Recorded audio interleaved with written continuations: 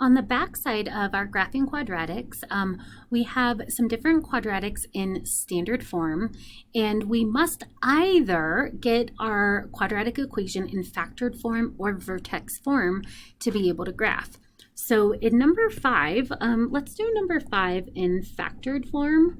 I know when I printed this worksheet for you, I said something one way or another about doing one form or the other. So I think this one we said factored form. So if we have y equals x squared minus 6x plus 8. To get this in factored form, if we use our area model, we know that it's a rectangle in factored form.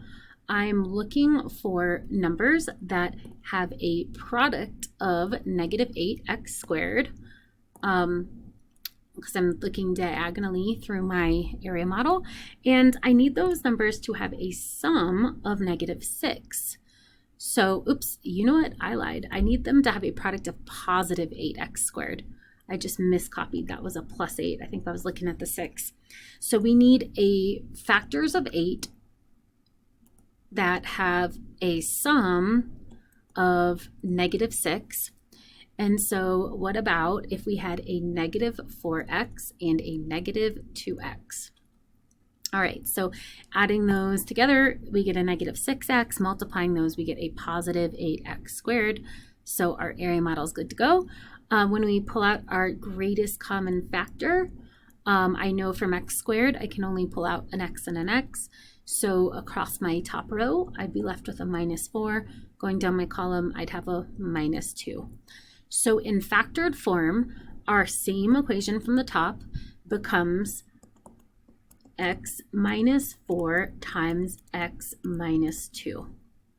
So our next step is to find the x-intercepts using the zero product property. We know x-intercepts happen when y is 0.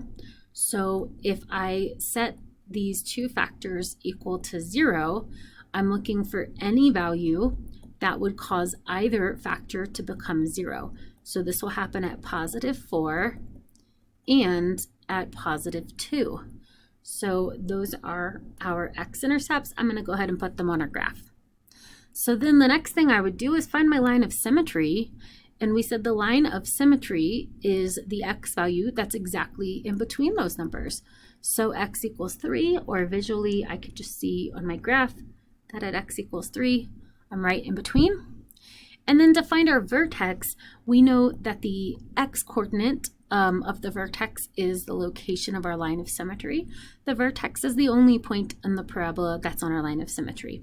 So I'm going to use our factored form, but we could plug in, I'll change color so it stands out. We could plug in our x value from the line of symmetry into any form of our equation. So substitute 3 for x. So let's see, so I would get a negative 1 times a positive 1, and that is negative 1.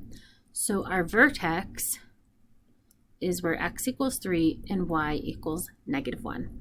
So I'm going to plot that here on my graph, and then that's enough to just sketch the graph. We know that we could use our first order differences to get like one more point. If I go over 1 up 1, 2, 3, we could probably fit one more point of our parabola on that graph. All right, so that is how we could graph that from factored form. Let's just look at number 5. I think we did number 8 in class together. In number 5, we could also get this into factored form. It should be factorable, but our other option is to change this into vertex form. So in vertex form, that's where we would do that process of that we call completing the square. So I know that I'm going to consider x squared plus 2x, but I might have to consider like a different constant to make this a square. So I'm going to just kick out that minus 3. So if I have x squared and 2x and I'm trying to make a perfect square, I know that like my x squared tile itself is a square.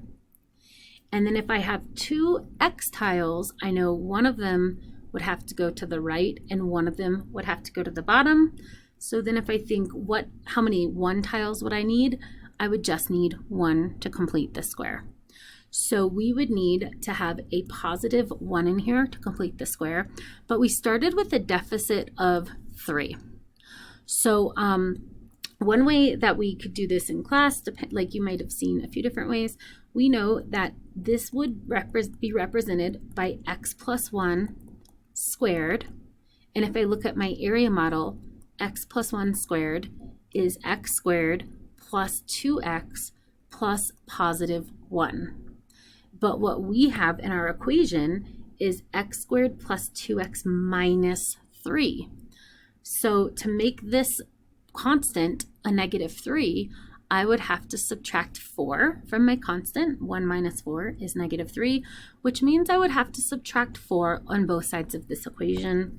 So in vertex form, we get x plus 1 squared minus 4. And that is equal to x squared plus 2x minus 3. All right, so now that we're in vertex form, we could graph this by saying, okay, my vertex is at negative 1 comma negative 4. So I'm just going to come here, put my vertex there. And then my a value is just 1. So I know I can go over 1 up 1 in both directions. And then I could go over 1 up 3. 1, 2, 3 in both directions. So had we done this in factored form, we would get factors of x minus 1 times x plus 3. And I could tell that from where my x-intercepts are. I would see that my line of symmetry is between them at x equals negative 1.